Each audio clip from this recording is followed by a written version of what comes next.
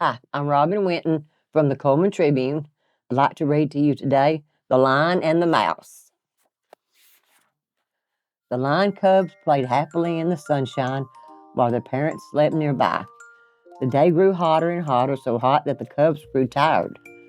One by one, they lay down to rest in the shade near their parents. Only one of the cubs kept on playing despite the heat. When the blazing sun was at its highest, however, it was too hot for even him, so he padded over to a shady spot at the edge of the jungle and went to sleep. Suddenly, a little mouse scampered across the sleeping lion cub's paw, tickling him and waking him up. The lion cub snarled angrily. The mouse froze, too terrified to run away. "I'm sorry I woke you," she said, trembling. When the lion saw that it was only a harmless little mouse, he smiled and said, "Off you go, little one, I won't hurt you." "Oh, thank you for sparing my life," said the mouse. "One day I will repay your kindness. If you ever need help, send for me." The lion laughed out loud. "I am much bigger and stronger than you," he said, "and soon I shall even be bigger and stronger. A mouse cannot help a lion." Then the lion stood up and stretched to show just how big and strong he was. Proudly, he walked away. The mouse ran in the other direction. Years passed, and the cub grew into the biggest and strongest of all the lions. He was now the king of the beasts.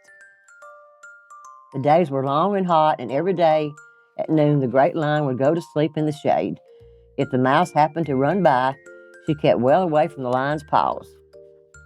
One day, when the lion headed for his resting spot, he fell into a trap. The more he struggled to get free, the more he entangled himself in the net. The king of the beasts was caught. He gave a mighty roar. He roared with rage. He roared in fear. Then he roared for help. The animals of the day heard his call and rushed up to him, but they couldn't help. Night fell, and the lion was still trapped in the net. The animals of the night crept up to see the captured lion, but they couldn't help him either. Early the next morning, the mouse appeared. "You called for me?" she asked. "I will help you as I promised I would years ago." The lion looked at the mouse in amazement. "No one can help me," he said, "least of all you." The mouse started nibbling through the cords of the net one after another.